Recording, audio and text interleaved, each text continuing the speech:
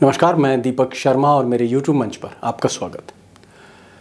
दोस्तों, जिस दौर में हम और आप ये बात कर रहे हैं कि 2024 में मोदी तीसरी बार प्रधानमंत्री बनेंगे या नहीं बनेंगे, उसी वक्त में टीम मोदी 2029 की योजना बना रही है। यानी एक तरफ 79-80 साल के मोदी 2029 का टारगेट तय कर रहे हैं और दूसरी तरफ 65-66 साल के नितिन गडकरी उसी पार्टी में, उसी कैबिनेट में, उसी सरकार में सियासत छोड़ने की बात कर रहे हैं, मंशा जाहिर कर रहे हैं, इच्छा बता रहे हैं। अब दोस्तों, बीते रविवार को नितिन गडकरी ने एक फंक्शन में कहा कि राजनीति में उनकी दिलचस्पी कम हो रही है और ये बात उन्होंने पहली बार नहीं की। हाल फिलहाल में कई बार वो कह चुके हैं कि राजनीति से जैसे उनका मन ऊपर है। अब सवाल ये है कि उनके ये जो ताज़ा बयान है उससे ये कयास फिर से लगाए जा रहे हैं कि क्या बीजेपी के टॉप पर सत्ता संघर्ष है, पावर स्ट्रगल है मोदी सरकार के टॉप पर, शीर्ष पर।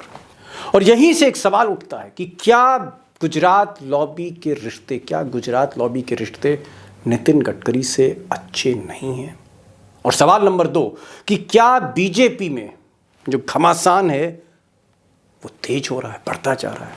और सवाल नंबर 3, आज का सवाल नंबर 3 और सबसे बड़ा सवाल, क्या मोदी या मोदी की टीम 2024 में गडकरी का टिकट काटने जा रही है। गडकरी ने यहां तक कह दिया कि उन्हें नेहरू के भाषण काफी पसंद हैं। मंत्री इसलिए दुखी थे की उनको अच्छा डिपार्टमेंट नाही मिळाला। आम्हापेक्षा बऱ्याच गोष्टी अशा ज्या जीवनात करण्यासारख्या आहेत। मुझे याद है जवाहरलाल नेहरू अक्सर कहते थे, आज जो विपक्ष है वो कल की सत्तारूढ़ पार्टी है।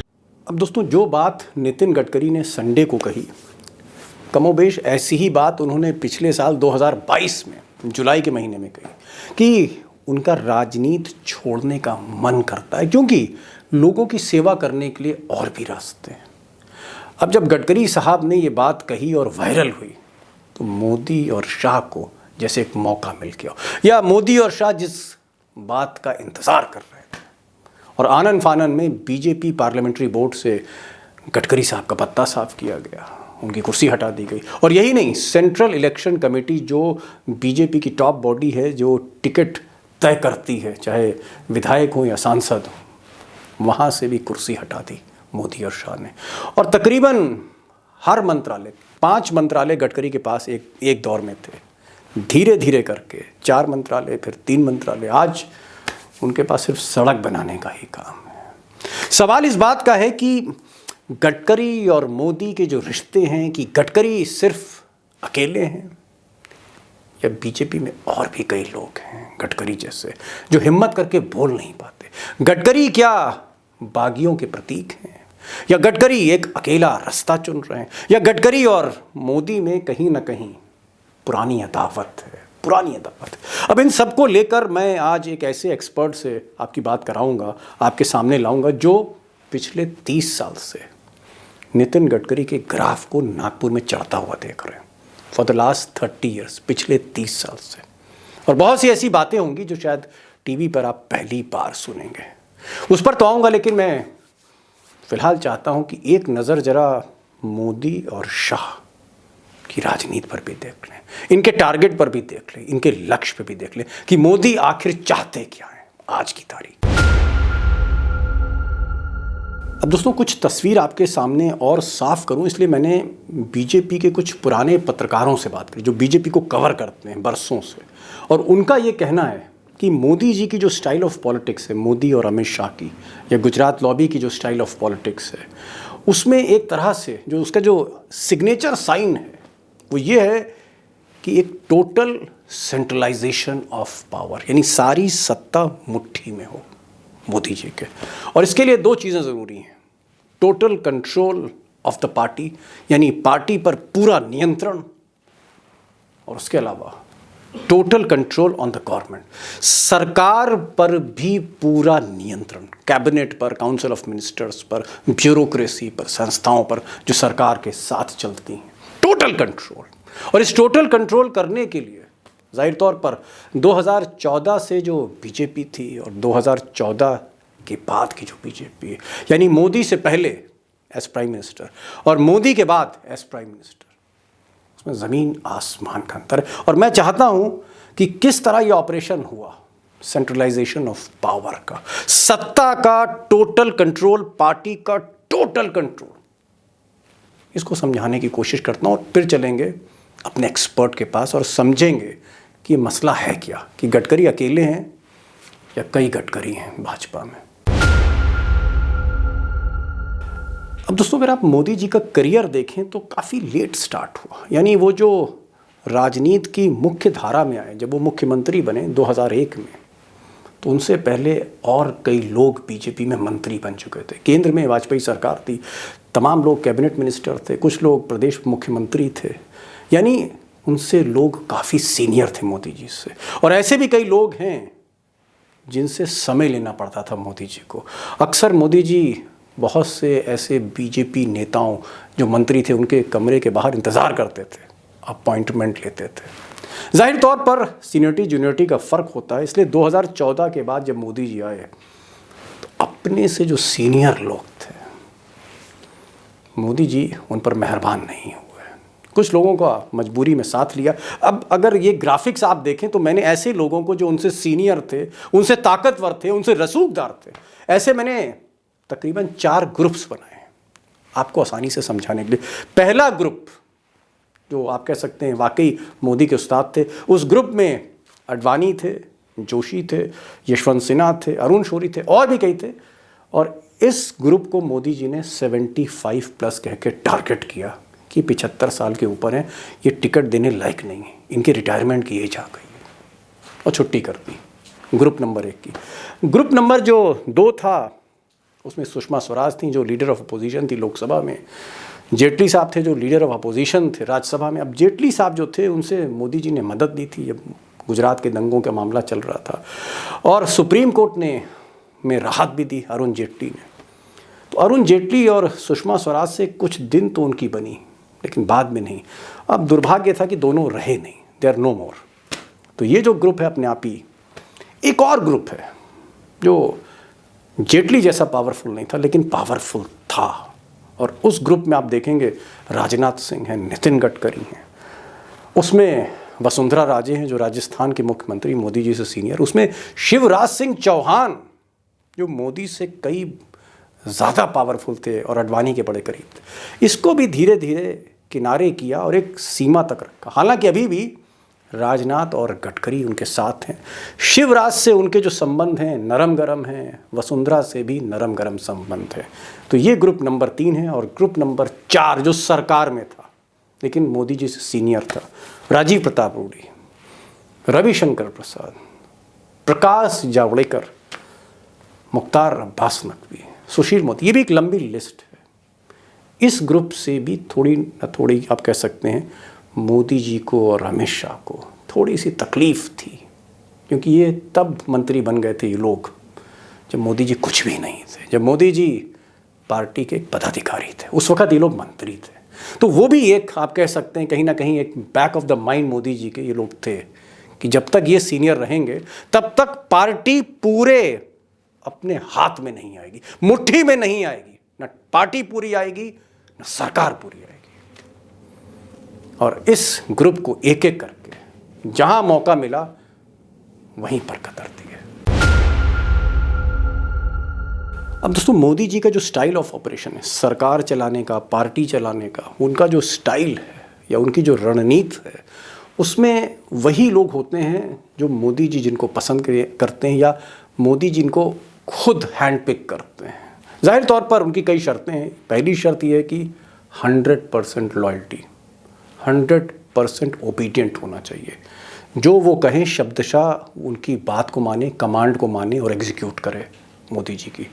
दूसरा, इधर से उधर बात ना करे, 100% कॉन्फिडेंस का बंदा हो और लो प्रोफाइल हो। स्मृति ईरानी जैसा नहीं हो कि हर बार आप कैमरे के सामने आ रही, इस तरह के लोग उन्हें पसंद नहीं। उनको कौन पसंद है? धर्मेंद्र प्रधान, कम दिखते हैं, जब तक कहा नहीं जाता कैमरे पर नहीं आते। उनको पसंद हैं भूपेंद्र यादव, खास हैं, सलाहकार हैं, जल्दी आते नहीं कैमरे पर। उनको पसंद हैं जेपी नड्डा, जो कहते हैं वो करते हैं। और फिर अमित शाह जो साय के साथ रहते हैं। मुझे लगता है कि अमित शाह से बेहतर मोदी को कोई नहीं जानता, गुजरात से लेकर दिल्ली तक। तो ये उनकी एक कोटरी है, और इस कोटरी में अगर आप देखेंगे धर्मेंद्र प्रधान, जेपी नड्डा, भूपेंद्र यादव, अमित शाह, और कभी कभी फाइनेंशियल मैटर्स में पीयूष गोयल, क्योंकि पीयूष गोयल थोड़ा सा हाई प्रोफाइल है, चार्टर्ड अकाउंटेंट हैं, कॉरपोरेट के आदमी रहे, इसलिए एक दूरी रहती है। जब ज़रूरत पड़ती है तभी पीयूष गोयल वहाँ होते हैं। तो कुल मिलाकर जो टीम मोदी आप कह सकते हैं, जो स्ट्रैटेजी बनाते हैं, उसमें धर्मेंद्र प्रधान बहुत खास हैं, भूपेंद्र यादव हैं, नड्डा हैं, अमित शाह हैं, लेकिन ज़्यादा फैसले मोदी जी खुद करते हैं। ये टीम है जो इम्प्लीमेंट करती है। अब कहने को राजनाथ सिंह डिप्टी लीडर हैं, लोकसभा के सीनियर मोस्ट कैबिनेट मिनिस्टर हैं, लेकिन कितनी चलती है आपको ही पता है। और नितिन गडकरी जो भाजपा के अध्यक्ष भी रहे, और आज की तारीख में मोदी के बाद सबसे ज़्यादा अगर किसी की लोकप्रियता है, सबसे ज़्यादा किसी ने डिलीवर किया तो नितिन गडकरी ने किया। लेकिन नितिन गडकरी किसी भी बड़े पॉलिटिकल फैसले में ये नहीं होते, राजनाथ नहीं होते। राजनाथ जी की अपनी मजबूरी है, क्योंकि उनके 2 लड़के हैं जिनको राजनीति में आगे बढ़ाना है। गडकरी की ये भी मजबूरी नहीं है, इसीलिए वो बेअंदाजी से कभी कभी ऐसे बयान देते हैं जो हो सकता है मोदी जी जब टीवी में देखते हो उनको अच्छा ना लगता हो। बहरहाल ये मैंने एक तस्वीर आपको साफ की है कि कौन सी परिस्थितियां हैं जिसने मजबूर किया गडकरी को बार बार ये कहने में कि उनका राजनीति में बहुत मन नहीं लगता आजकल। हालांकि वो चीज़ों को क्लैरिफाई करते रहते हैं। मैं चाहता हूं कि वाकई नितिन गडकरी, जिनका एक लिबरल फेस है, जिनका एक विजन है, एक सोच है, जिन्होंने डिलीवर किया है, क्या उनके साथ ये भेदभाव है करियर के इस पड़ाव पर? क्या कारण है? और मुझे लगता है कि गडकरी को समझने के लिए एक ऐसा व्यक्ति होना चाहिए जो गडकरी के साथ साथ आगे बढ़ा हो, और वो व्यक्ति मैं आज ढूंढ के लाया हूँ, विवेक देशपांडे। 1989 से पत्रकारिता नागपुर में कर रहे हैं, उस नागपुर में जहाँ गडकरी धीरे धीरे विधायक बने, फिर मंत्री बने, फिर भाजपा के अध्यक्ष बने।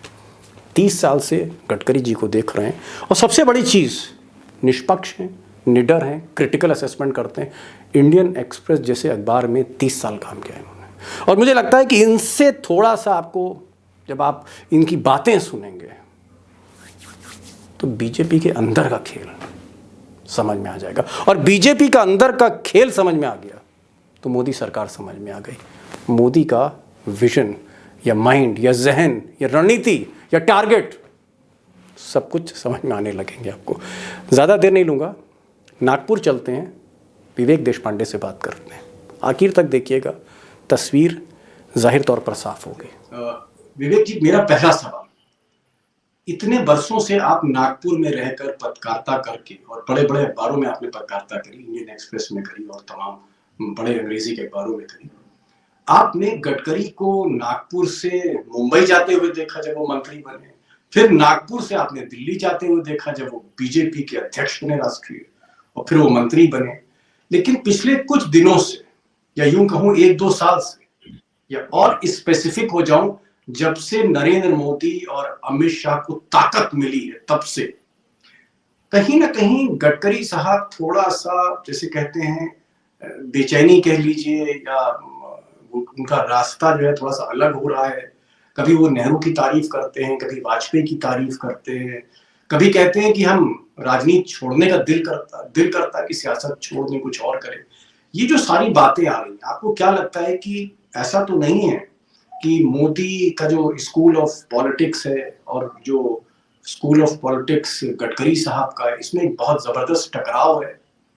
क्योंकि गडकरी जो है वो वाजपेयी स्कूल ऑफ पॉलिटिक्स के हैं, थोड़ा सा लिबरल फेस है, मुसलमानों की भी तारीफ करते हैं, नेहरू की भी तारीफ करते हैं, समाजवादियों के साथ चाय पीते हैं, और कभी कभी कम्युनिस्ट पार्टी के जो नेता है उनके बारे में भी वो ट्वीट कर देते हैं। तो ये टकराव बहुत बढ़ चुका है।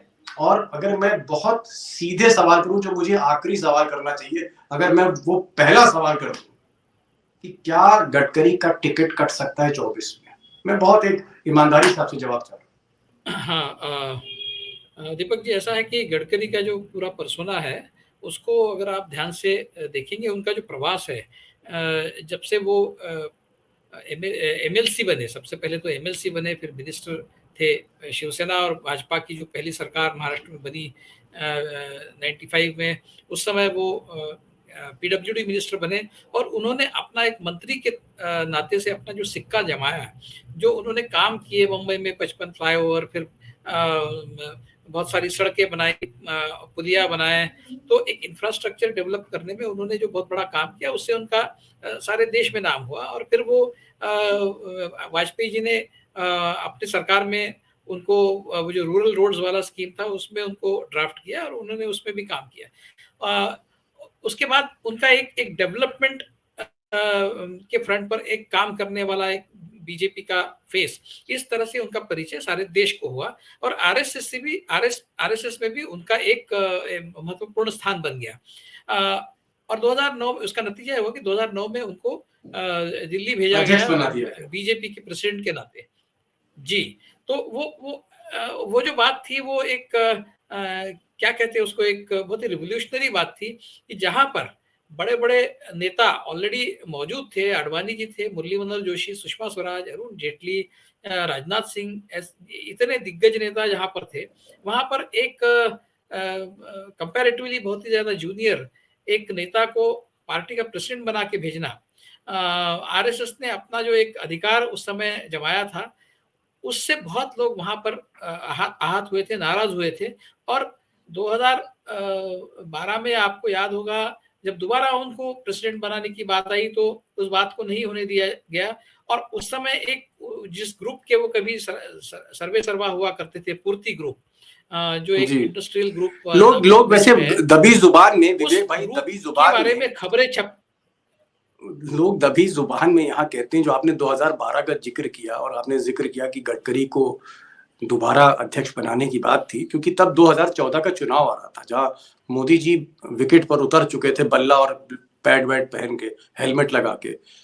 उस वक्त ऐसा कहा जाता है कि जो गुजरात लॉबी थी उन्होंने कहीं ना कहीं पर कतर दिए, क्या कहते हैं, गडकरी साहब के। गुजरात लॉबी का खेल था और शायद मन मुटाव वहीं से शुरू हो गया।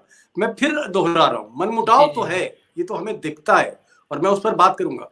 आपको लगता है एक पत्रकार के तौर पे जो नागपुर में है, जो राजनीति देख रहा है, जमीनी सच आप जानते हैं और बहुत निडर और निष्पक्ष पत्रकार हैं आपको लगता है कि जिस तरह से मोदी जी और अमित शाह ने नितिन गडकरी को पार्लियामेंट्री बोर्ड से ड्रॉप कर दिया, उनको सेंट्रल इलेक्शन कमेटी से ड्रॉप कर दिया, यानी जो भाजपा की शीर्ष बॉडी थी उससे हटा दिया, क्या टिकट भी काट सकते हैं मोदी जी? है दीपक जी, इसकी चर्चा तो बहुत होती है, लेकिन मुझे पता नहीं इतनी हिम्मत मोदी जी अगर करेंगे तो एक बहुत गलत मैसेज जाएगा। और मुझे नहीं लगता कि आरएसएस भी इस बात को पसंद करेगी। लेकिन देखिए, मोदी जी कुछ भी कर सकते हैं। हम मोदी जी के बारे में ये नहीं कह सकते, हाँ, तो वो भाई गडकरी जी एक बहुत बड़े नेता है, उनका बहुत नाम है, उनकी बहुत लोग तारीफ करते हैं, इसका मतलब मोदी जी उनको हाथ नहीं लगाएंगे, ऐसा कुछ नहीं है। हमने राहुल गांधी को क्या किया मोदी ने, हमने देखा है, वो तो बहुत बड़े नेता है और इतना ड्रास्टिक स्टेप उनके खिलाफ लिया गया। तो गडकरी जी को टिकट न देना ये कोई बहुत बड़ी बात उनके लिए है, ऐसा मुझे नहीं लगता। नहीं, जब आडवाणी और जोशी का टिकट काट सकते हैं तो फिर मुझे नहीं लगता कि गडकरी कुछ काट सकते हैं, लेकिन उसकी जरूरत है क्या? मतलब गडकरी जी आज की तारीख में मोदी और शाह के खिलाफ क्या कर रहे हैं? क्या वो कोई उनके खिलाफ कोई अंदरूनी एक पॉलिटिक्स चल रहा है? गडकरी जी तो नागपुर में बैठे हैं और वो अपना काम करते हैं और जिस तरह के स्टेटमेंट्स उनके आते हैं, बेबाक बात करने की उनको आदत है।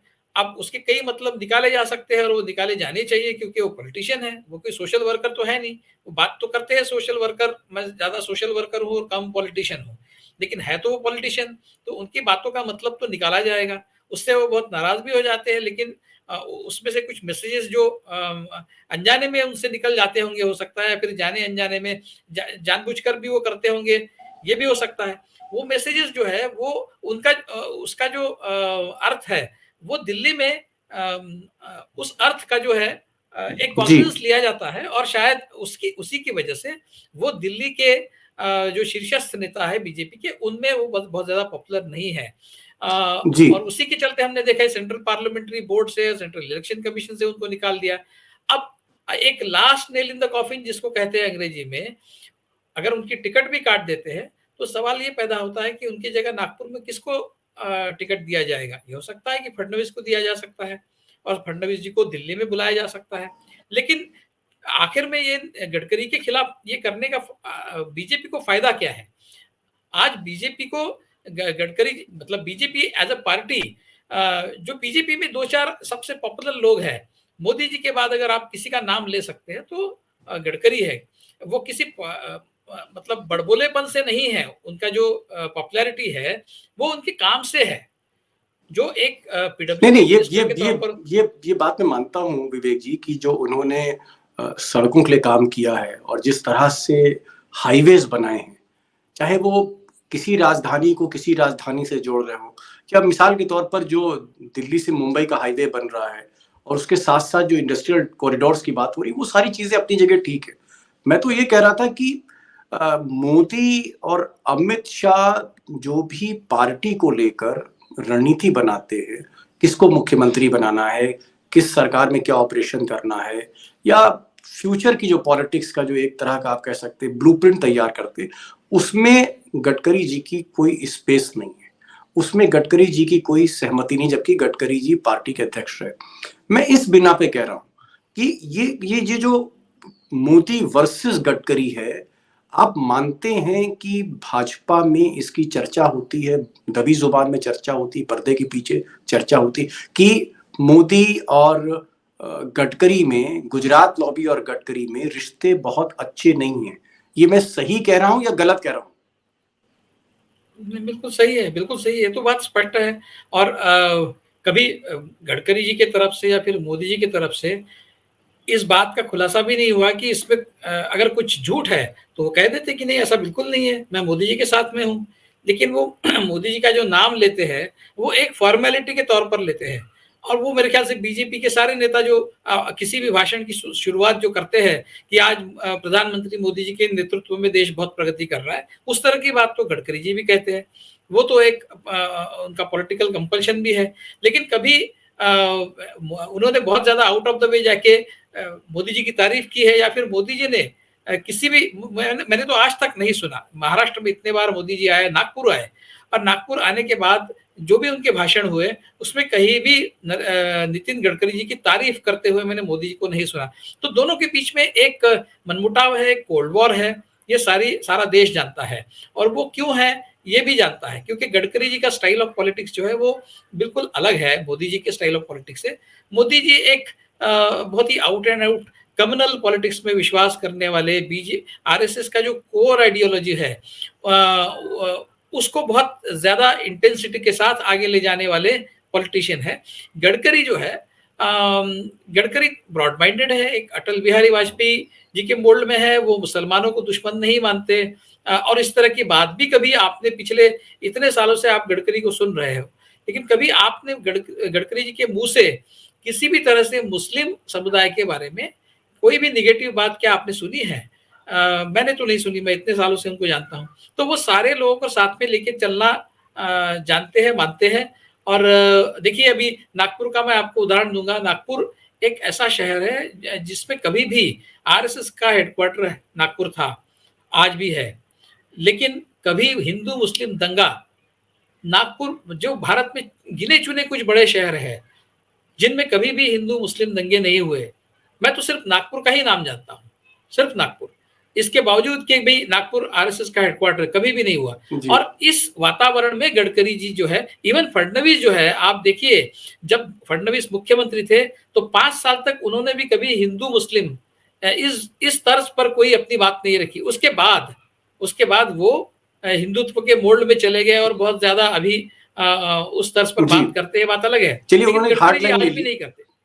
उन्होंने हार्डलाइन फडणवीस ने ली, जो भी उनकी मजबूरी हो, क्योंकि उनको मुझे लगता है मोदी और अमित शाह की छतरी के नीचे पनपना है भी। और लेकिन आपने कहा कि मुस्लिम्स के साथ मिक्स होते हैं, मुस्लिम्स का आना जाना है गडकरी के यहाँ, वो तो बात सीरियस समझ में आ गई कि लिबरल फेस है। मोदी जिस दौर में नेहरू का कद छोटा कर रहे थे, या मोदी के जो भक्त हैं नेहरू का कद छोटा कर रहे थे, नेहरू को एक विलेन बनाया जा रहा था जिस दौर में, या जिस दौर में बनाया जा रहा है, उस दौर में गडकरी का ये कहना कि वो नेहरू के कुछ फैसलों से बहुत प्रभावित हैं और नेहरू का कद बहुत बड़ा है, नेहरू और वाजपेयी का, ये क्या सोच है गडकरी साहब की कि नेहरू का कद बड़ा है और नेहरू का जो कुछ फैसले जो हैं बहुत बड़े हैं, नेहरू की तारीफ। बिल्कुल जी, बिल्कुल अटल बिहारी वाजपेयी जी भी हमेशा नेहरू जी की तारीफ करते थे। उसी तर्ज पर, उसी लाइन्स पर मैं कहूँगा कि गडकरी जी भी नेहरू जी की तारीफ करते हैं। ये बावजूद इसके कि इवन आरएसएस की जो कोर नेता है, आरएसएस की जो कोर आइडियोलॉजी है, उसमें नेहरू को कोई स्थान नहीं है। उसके बावजूद और नागपुर में रहकर, जो आरएसएस का हेडक्वार्टर है, नागपुर में रहकर गडकरी जी ये बात करते हैं। तो कहीं न कहीं ये बात स्पष्ट है कि गडकरी जी जो है वो जिसको signing on the dotted lines कहते हैं, उस तरह के पॉलिटिशियन नहीं है कि जो आरएसएस कहेगा बिल्कुल वही वो कहेंगे, जो बीजेपी जो मोदी जी कहेंगे वही वो कहेंगे। वो अपने आप में एक इंडिपेंडेंट व्यक्तित्व है और उस व्यक्तित्व का जो इज़हार वो बार-बार करते हैं, वो ये दर्शाता है कि वो बीजेपी में बाकी लोगों से अलग है। और शायद यही अलगपन जो है, क्योंकि बीजेपी एक डिसिप्लिन के नाम पर बीजेपी में मोदी को फॉलो करना और मोदी जो कहेंगे उसी को दोहराना, उसी को इको करना, ये बीजेपी का कल्चर है, जिसमें नितिन गडकरी बिल्कुल अनफिट है। वो कभी भी ये नहीं करते और एक चीज उसी यहाँ का पर शायद खामियाजा उनको भुगतना पड़ता है। एक चीज और आ रही है कि बावजूद इसके कि नितिन गडकरी गुजरात लॉबी से उनकी नहीं बनती, लेकिन अभी भी एमपीज में, बाकी मंत्रियों में गडकरी की बड़ी लोकप्रियता है, पार्टी के अंदर बहुत ज्यादा है और आरएसएस से उनकी बहुत अच्छी ट्यूनिंग है, सब कुछ है।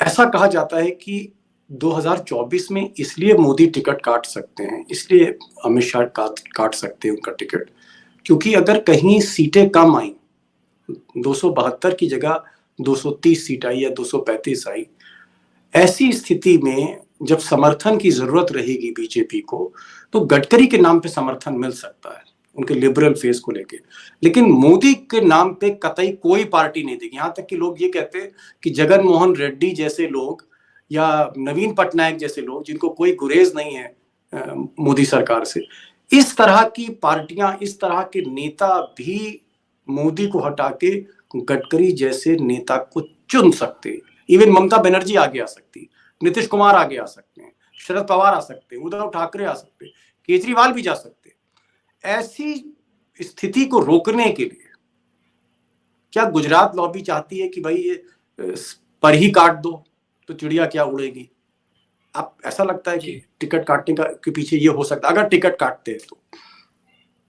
जी, बिल्कुल, ये आपने एकदम सही बताया कि ये यही एक कारण हो सकता है, लेकिन मुझे नहीं लगता कि ये सफल होगा। अगर ऐसा मान लीजिए कि बीजेपी को मेजॉरिटी नहीं मिलती है और स्थिति ऐसी बनती है कि बाकी पार्टियों के साथ में कुछ अलायंस सरकार बनाने की स्थिति अगर आती है और उसमें अगर गडकरी जो है वो एक फोर्स धुरी बनते हैं, जिसको अंग्रेजी में कहते हैं। जी, तो ज़रूरी नहीं है कि वो उस समय एमपी बने, एमपी रहे।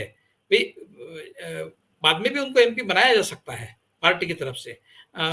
तो उनको उस समय चाहे वो एमपी रहे ना रहे, उनको टिकट मिला है, वो जीते हारे जो भी है, उसके बावजूद उनको नेता बनाया जा सकता है और उनको प्रधानमंत्री के तौर पर सामने किया जा सकता है और आरएसएस बिल्कुल करेगा ऐसा।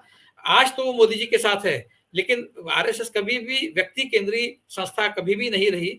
जिस वक्त जिसके सपोर्ट में खड़े रहने जरूरी है, आरएसएस उसके सपोर्ट पे खड़ा रहेगा। उस समय अगर जरूरी है कि वो मोदी जी को पीछे रखकर नितिन गडकरी के पीछे खड़े रहे, तो आरएसएस जरूर ये करेगा। उस समय जरूर नहीं कि वो एमपी है या नहीं है, उनको एमपी बाद में 6 महीने के अंदर बाद में भी बनाया जा सकता है। विवेक भाई, आप आए और आपने जिस तरह से बताया कि गडकरी की जो राजनीति है, कहीं ना कहीं वो वाजपेयी स्कूल ऑफ मॉडल उसके अंदर रिफ्लेक्ट होता है। वो कभी नेहरू की तारीफ कर देते हैं, मुस्लिम्स को लेकर काफी लिबरल है और उनकी जो सोच है कहीं ना कहीं वो मेल नहीं खाती है मोदी और शाह की सियासत से। और ये कारण हो सकता है जहां पर वो ना सिर्फ उनके मंत्रालय के करके कम किए, बल्कि उनको हर बड़ी कमेटी से बीजेपी की हटाया गया है, ड्रॉप किया गया है। लेकिन फिर भी संभावनाएं हैं और आपने जैसा कहा कि अगर कहीं बीजेपी अगले इलेक्शन में सीटें कम आती हैं तो हो सकता है कि नितिन गडकरी एक डार्क हॉर्स बन के ऊपर है, क्योंकि बाकी जो पार्टियां हैं उनके लिबरल फेस पर कहीं ना कहीं एग्री कर सकती हैं बजाय मोदी के। बहुत बहुत शुक्रिया विवेक जी, आपने। जी हाँ दीपक जी, थोड़ा सा मैं ऐड करूंगा। जो गडकरी जी ने अपना जो पॉलिटिकल करियर है वो मतलब बेबाकी से बात करके उन्होंने कुछ लूज किया है, ऐसा मैं नहीं मानता। मैं ये मानता हूँ कि उन्होंने अपने आप को बहुत तरीके से, बहुत सलीके से अपना पॉलिटिकल करियर डेवलप किया है। आज उनका जो एक एक्सेप्टेबल फेस उन्होंने डेवलप किया है, वो सोच समझ कर किया है। हो सकता है कि उनको कहीं न जी कहीं भविष्य में इस अपॉर्च्युनिटी का अंदेशा है कि ये जी। हो सकता है और उस समय चलिए उनकी देखते अपॉर्च्युनिटी हैं पेश होगी। आगे आगे देखते हैं क्या होता है। अभी तो 2024 में काफी समय है और राजनीति में तो एक एक दिन जो है बहुत महत्वपूर्ण होता है। तो देखें आगे आगे राजनीति कैसे होती। आप आए इस प्रोग्राम में, आपने रोशनी डाली, बहुत बहुत शुक्रिया कृष्ण पांडे जी।